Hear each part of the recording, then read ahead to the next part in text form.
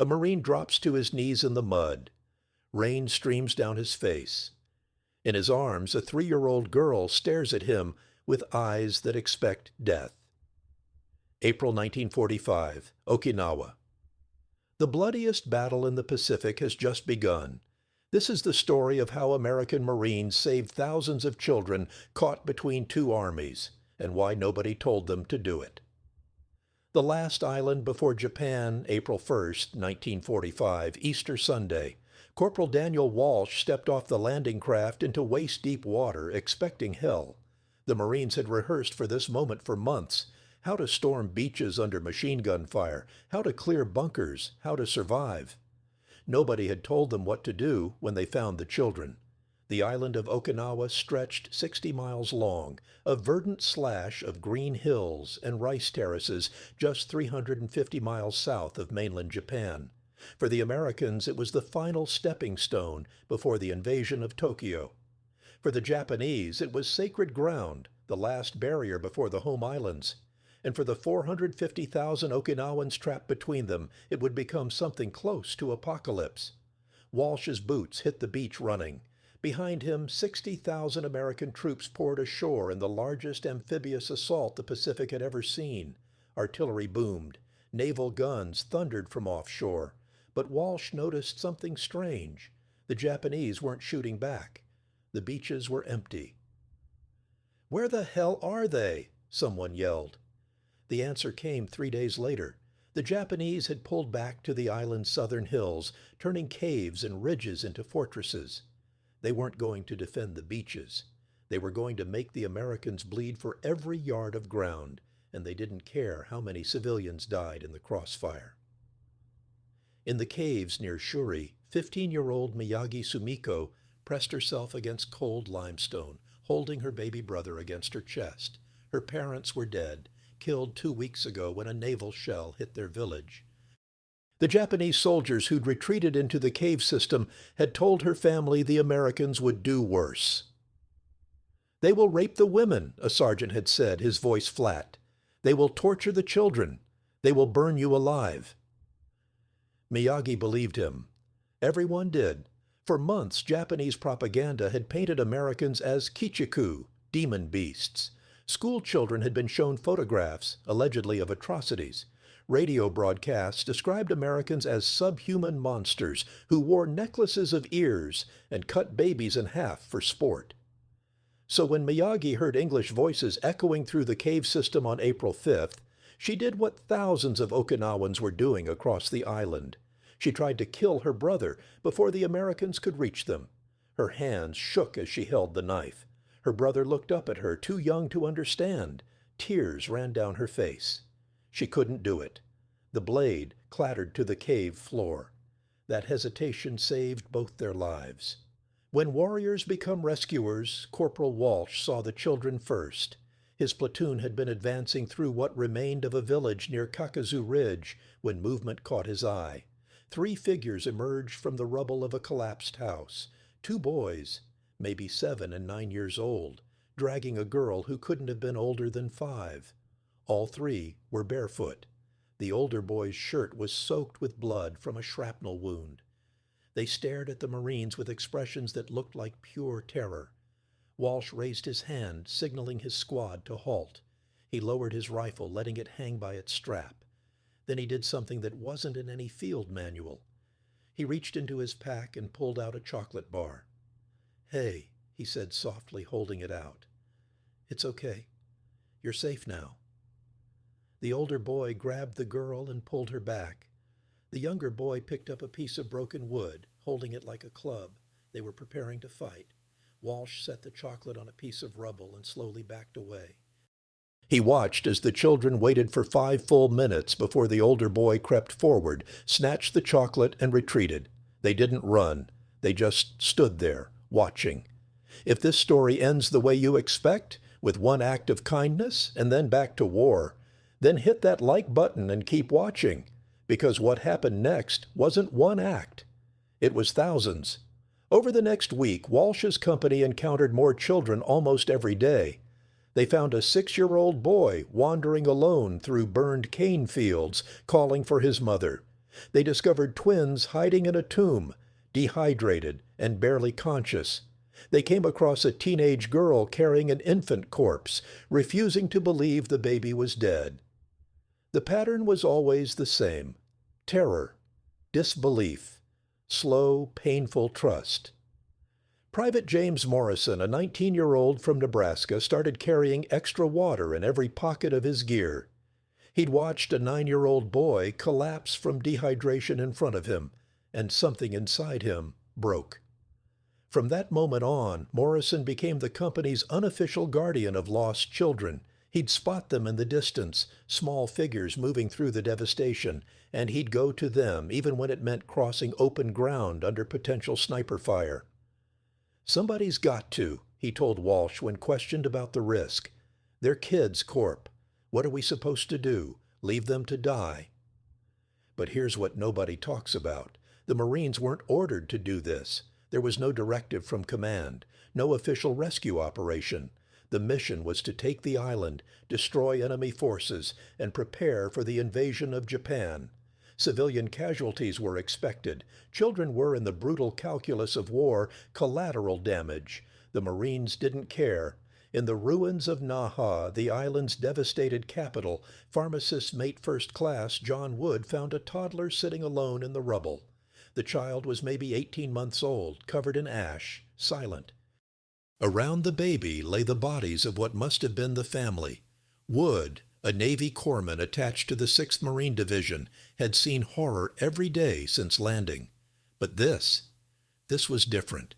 He picked up the child and carried her back to the aid station. For the next 3 days, between treating wounded Marines and operating under artillery fire, Wood fed that baby with condensed milk from ration tins and water from his own canteen. When the division moved forward, Wood wrapped the child in his spare shirt and carried her with him until they reached a civilian collection point. A photographer captured that moment, Wood feeding the baby while Marines worked around him. The image would later appear in newspapers back home, but the caption never mentioned that Wood did this while his aid station was taking mortar fire. It never mentioned that he'd given the baby his own rations while he went hungry. That's the thing about heroism in war. The real stuff doesn't make good propaganda. It's too complicated, too quiet. The architecture of compassion. By mid-April, the situation had become desperate. As American forces pushed deeper into the island's southern hills, hundreds of thousands of Okinawan civilians found themselves trapped in the shrinking pocket of Japanese-held territory. The Japanese 32nd Army, following orders to delay the American advance at any cost, used civilians as human shields, forced them to carry ammunition, and threatened to kill anyone who tried to surrender. But something remarkable was happening on the American side. Without orders, without official sanction, Marines and Army soldiers began creating what they called safe corridors, marked paths through the battlefield where civilians could move without being shot. Lieutenant Colonel Frank Maxwell, commanding the 2nd Battalion, 7th Marines, was one of the first officers to formalize this approach. On April 15th, he ordered his men to set up white flags at 50-yard intervals along a valley that Japanese civilians were using to flee south. He positioned Marines along the route with orders not to fire unless they saw weapons. "We're not here to kill children," Maxwell told his company commanders.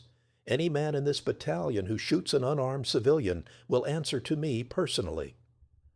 It was a risky decision. The Japanese regularly used civilians to mask their movements. Soldiers in civilian clothes had infiltrated American lines, leading to dozens of American casualties. The safe corridor could easily become an avenue for Japanese infiltration. Maxwell's men made it work anyway. Private First Class Samuel Martinez, a rifleman from Texas, spent 3 days stationed along one of these corridors. He watched an endless stream of civilians pass. Old men leaning on walking sticks, mothers carrying multiple children, teenagers supporting the injured. Martinez and his squad searched them for weapons, offered them water, and directed them toward collection points in American-controlled territory.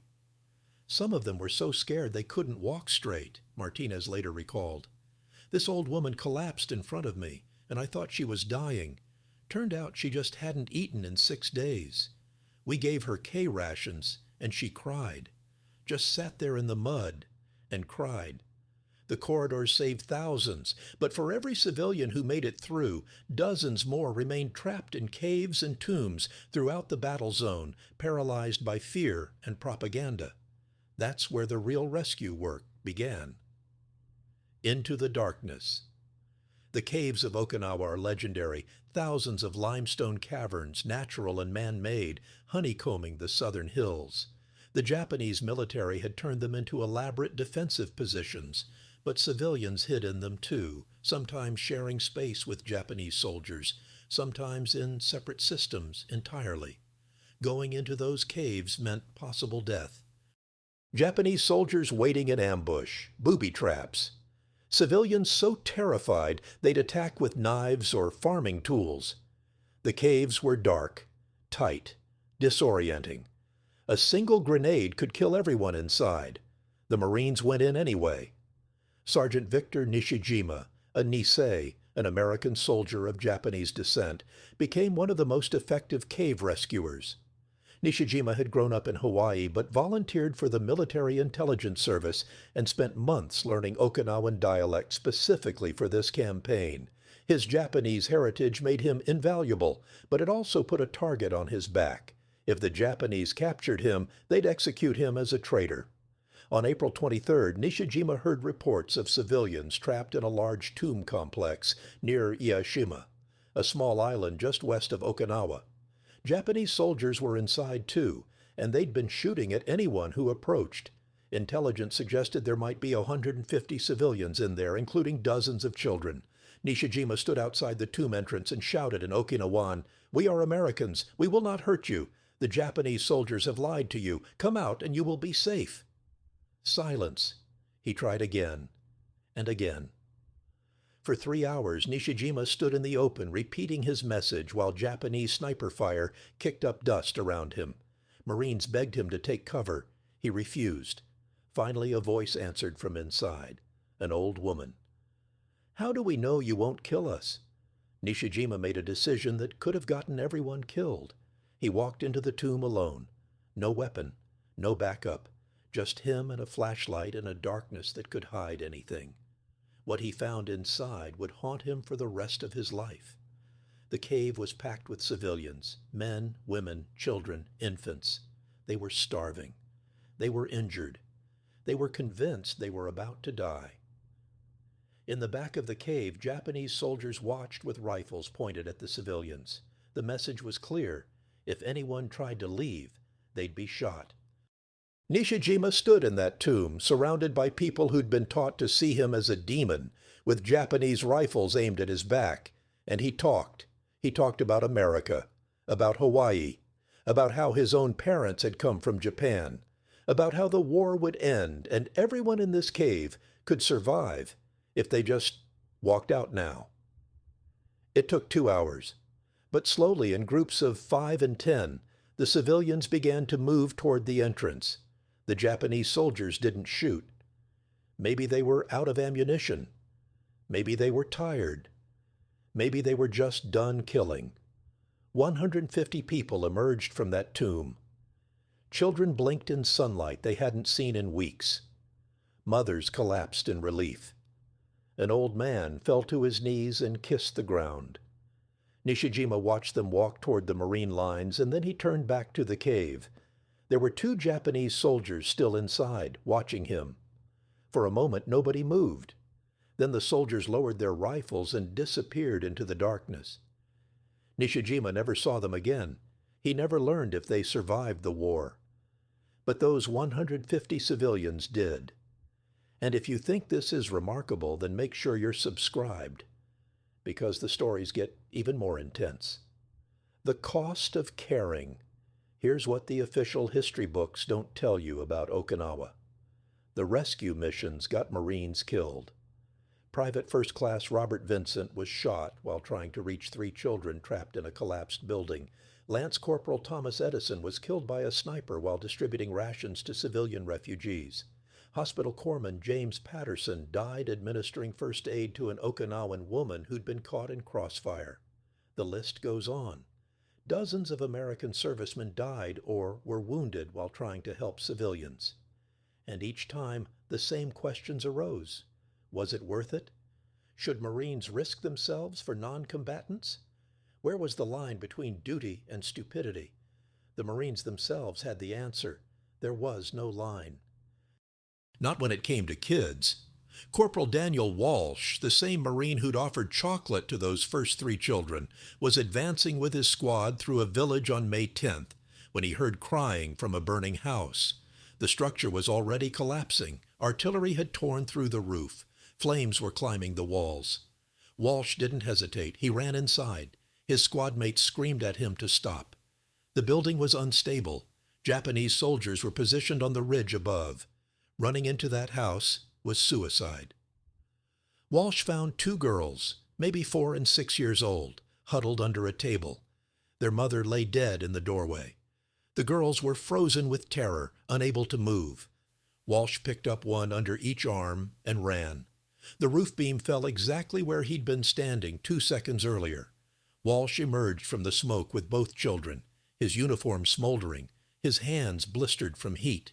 He handed the girls to a corpsman and immediately rejoined his squad. He never filed a report about it, never mentioned it in letters home. The only reason anyone knows this story is because a lieutenant saw it happen and recommended Walsh for a Bronze Star. Walsh turned it down. "I was just doing my job," he said. But it wasn't his job. Nothing in the Marine Corps manual said to run into burning buildings for enemy civilians. Walsh did it anyway. Thousands of Marines did it anyway. And here's the thing that makes this even more remarkable. While American Marines were risking their lives to save Okinawan children, Japanese soldiers were doing the opposite. The choice. Miyagi Sumiko, the 15-year-old girl we met earlier, the one who couldn't bring herself to kill her baby brother, finally emerged from the caves on May 18th. By then, the battle had reached its most savage phase. American forces were pushing toward the southern tip of the island.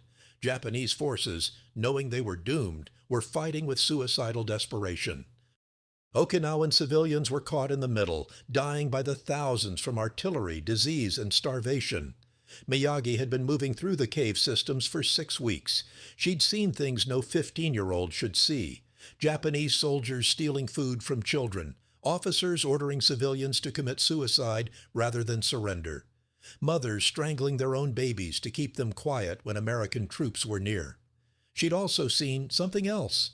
Through gaps in the collapsed tunnels, she'd watched American Marines giving water to old people. She'd heard them calling out in broken Japanese, promising safety. She'd seen them carrying wounded children on stretchers, treating them the same way they treated their own wounded. It didn't make sense. Everything she'd been taught said Americans were monsters.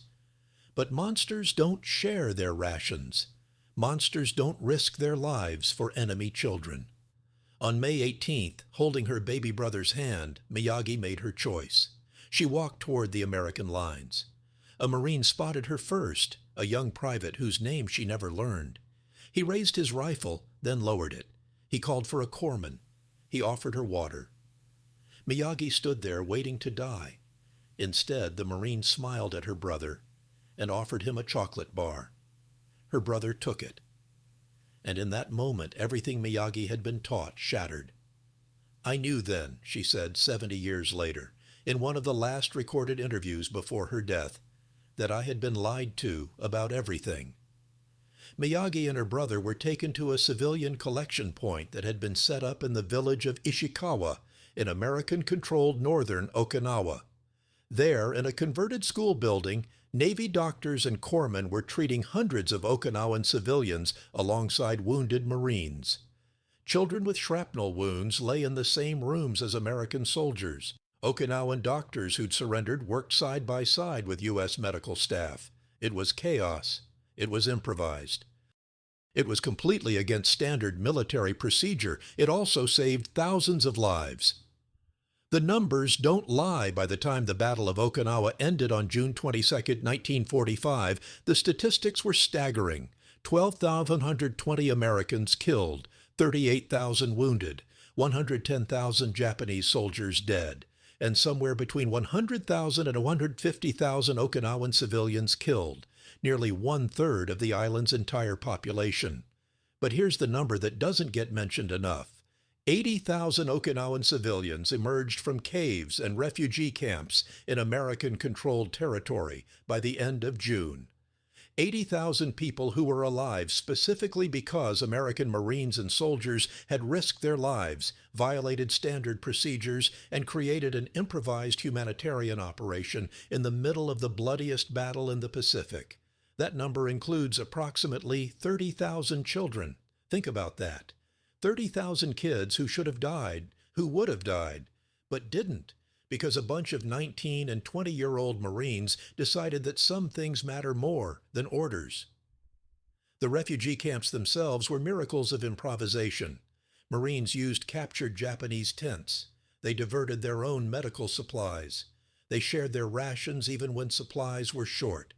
Navy Seabees, construction battalions, built temporary shelters and dug wells for clean water. Corpsmen worked around the clock, treating everything from malnutrition to traumatic injuries to infectious diseases. None of it was officially sanctioned until weeks into the battle, when higher command finally acknowledged what was already happening and began providing formal support. Private First Class Robert Vincent, yes, the same Robert Vincent who was killed trying to rescue trapped children, was photographed just 2 days before his death, offering K-rations to a group of Okinawan kids near Makinado Airstrip. In the photo, 5 children surround him, their hands outstretched. Vincent is smiling. It's one of the most famous images from the battle, though most people who see it don't know Vincent died 48 hours after it was taken. Hospital corpsman John Wood, the one who rescued the toddler from the ruins of Naha, survived the battle but rarely spoke about it afterward. In a brief interview in the 1990s, he was asked why he'd risked so much for enemy civilians. "They weren't enemy," Wood said. "They were just kids.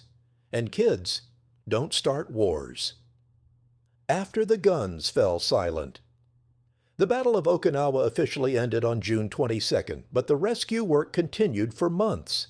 American forces combed through the island's thousands of caves, coaxing out civilians who were still hiding. They found children who'd been living alone in the jungle for weeks. They discovered families that had survived on rainwater and weeds. They rescued elderly people who'd been given up for dead. The civilian collection points gradually evolved into permanent camps. The American military government established schools. They began efforts to reunite separated families. They organized medical care, food distribution, and basic infrastructure repair. It was messy. It was incomplete. There were definitely failures and mistakes, but thousands of Okinawans, particularly children, survived the aftermath of the battle specifically because of American humanitarian efforts. Years later, many of those children grew up and told their stories. They remembered the Marines who gave them chocolate, the corpsmen who treated their wounds, the soldiers who carried them to safety. They remembered that despite everything their government had told them, despite all the propaganda and fear, the Americans had shown them humanity in the middle of hell. Miyagi Sumiko became a teacher after the war. She spent her life educating Okinawan children about the reality of what happened in 1945. The horror, yes, but also the unexpected compassion. "I want them to know," she said, "that even in the worst moments, there are people who choose to be good." Corporal Daniel Walsh returned to Indiana, married, had 3 children, and worked as a factory foreman. He rarely talked about Okinawa. When his grandchildren asked about the war, he'd tell them about the islands and the weather, but never about the fighting. The only time he got emotional was when they asked if he'd killed anyone. "I saved some people," he said. "That's what I remember." The lesson nobody wanted to learn. Here's the uncomfortable truth about the Battle of Okinawa. The massive civilian casualties convinced American military planners that an invasion of Japan would be catastrophic. They estimated that taking the home islands might require killing millions of Japanese civilians. That calculation, that cold mathematics of projected death, directly influenced President Truman's decision to use atomic bombs on Hiroshima and Nagasaki 2 months later. The bombs killed 200,000 people, mostly civilians. But American planners believed an invasion would have killed far more, possibly millions of Japanese civilians and another million American servicemen. It's impossible to know if they were right. We can't replay history and see what would have happened if different choices had been made, but we do know this. On Okinawa, American service members saw firsthand what total war meant for civilians. They saw children dying. They saw families torn apart. They saw the human cost of military strategy. And when given the choice between following orders and saving lives, thousands of them chose to save lives. Nobody told them to do it. There was no congressional mandate, no presidential directive, no official policy of humanitarian rescue. Just individual Marines and soldiers faced with individual children, making individual choices. Sergeant Victor Nishijima, the Nisei linguist who rescued 150 people from the tomb complex, was asked during a 1998 oral history interview why he'd risked his life for Okinawan civilians. He was quiet for a long moment. Then he said, "My parents came from Japan. If the war had gone differently, I might have been one of those kids in the cave, terrified of American soldiers. Somebody had to show them we weren't monsters. I had the language skills. I had the training. So it had to be me." He paused again. "But honestly, I would have done it anyway. You don't leave kids to die. You just don't." That might be the simplest and most profound statement to come out of the entire Pacific War. You don't leave kids to die, not because of orders, not because of policy, not because of some grand strategic calculation, just because they're kids, and kids don't deserve to die for decisions made by adults. What they never put in the history books. When school textbooks cover the Battle of Okinawa, they talk about casualty figures. They mention the kamikaze attacks. They discuss the strategic importance of the island. They reference the battle as a precursor to the atomic bomb decision. What they almost never mention is this. In the middle of one of history's bloodiest battles, thousands of American servicemen risked their lives, and some gave their lives, to rescue enemy civilians who'd been taught to fear and hate them. There's no strategic reason for it, no tactical advantage. It didn't help win the battle. It didn't shorten the war. If anything, it complicated military operations and put American lives at risk. But it happened anyway, not because of orders from above, but because individual men looked at suffering children and decided to act like human beings. Private James Morrison, the 19-year-old from Nebraska who carried extra water in every pocket, was killed on June 14th, 8 days before the battle ended. His squad found him in a shell crater, trying to shield 2 Okinawan children from artillery fire. All 3 died.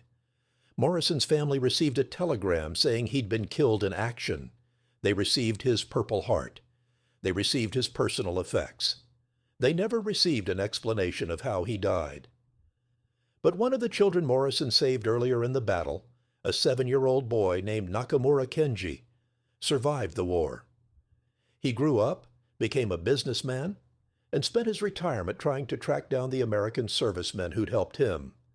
In 1995, on the 50th anniversary of the battle, Nakamura traveled to Nebraska. He found Morrison's sister, then in her 70s. Through a translator, Nakamura told her, "Your brother gave me water when I was dying. He carried me to safety. He saved my life. I want you to know he was a hero." Morrison's sister cried. She'd spent 50 years believing her brother died in some meaningless Pacific battle. Now she knew. He died, saving children. That's the story that should be in the textbooks. That's the history that matters. Epilogue: The Children Who Remembered. In 2015, on the 70th anniversary of the Battle of Okinawa, the Okinawa Prefectural Peace Memorial Museum hosted a special exhibition. It featured photographs, personal accounts, and artifacts from the battle. But one section stood out. Dozens of written testimonies from Okinawan survivors, now in their 70s and 80s, describing their encounters with American servicemen. "A Marine gave me chocolate. I thought it was poison. He ate some first to show me it was safe." Shimabukuro Masao, age 6 in 1945. "The corpsman bandaged my leg even though he was wounded himself. I still have the scar. It reminds me that humans can be kind even in war. Tara Michiko, age 8 in 1945. I was going to jump off the cliff. My mother told me to. Then a soldier pulled me back. He didn't speak Japanese, but he held my hand until I stopped crying. Higa Yoshiro, age 12 in 1945. Story after story, child after child, a collective memory of unexpected mercy in the middle of unthinkable violence. The exhibition included one photograph that drew crowds, an elderly Okinawan man standing next to an elderly American veteran. The Okinawan man was holding the veteran's hand. The caption explained they'd found each other through decades of searching. The veteran had carried the Okinawan man, then a 5-year-old child, to safety in April 1945. 70 years later, they were friends. That photograph captures something essential about the human experience that no casualty statistic or strategic analysis can convey. In the worst moments, we have choices. We can choose to see the humanity in our enemies. We can choose to value life over orders. We can choose compassion over convenience. The Marines on Okinawa made that choice. Not all of them, not all the time. War brings out the worst in humanity, too. There were American soldiers who committed atrocities, who murdered civilians, who acted with cruelty. But thousands of Marines chose differently. They chose to carry wounded children through artillery fire. They chose to share rations when they were hungry. They chose to crawl into collapsing caves to rescue terrified families. They chose to create safe corridors, build refugee camps, and treat enemy civilians with dignity. They chose to be human. And that choice, replicated thousands of times across 82 days of hell, saved 30,000 children who would have died. Corporal Daniel Walsh died in 2003 at age 78. His obituary in the local Indiana paper mentioned his military service in one line: served in the Pacific during World War II. It didn't mention the children he carried to safety, the girls he pulled from the burning building, the dozens of times he gave away his rations, the unsafe corridor he helped establish, the wounds he received trying to protect civilians during an artillery barrage. Those stories died with him. Most of them anyway. His daughter remembered one thing he told her when she was young. War is about choices. You can choose to add to the horror, or you can choose to reduce it, even in small ways, especially in small ways. That might be the most important lesson from the Battle of Okinawa, a lesson more vital than any tactical analysis or strategic assessment. Even in the darkest moments of human history, individual choices matter. One chocolate bar can save a life. One shared canteen can restore hope. One decision to see a child instead of an enemy can change everything. The Marines on Okinawa weren't saints. They were scared kids sent to fight a brutal war. But when faced with the choice between following orders and following conscience, thousands of them chose conscience. They chose to save lives instead of taking them. They chose humanity over hatred. They chose hope over horror. And 30,000 children survived because of those choices. That's not the story the official histories want to tell. There's no glory in it, no strategic triumph, no clear victory. But it might be the most important story from the entire war, because it reminds us that even in hell, humans can choose to be angels, even when nobody's ordering them to do it, especially when nobody's ordering them to do it.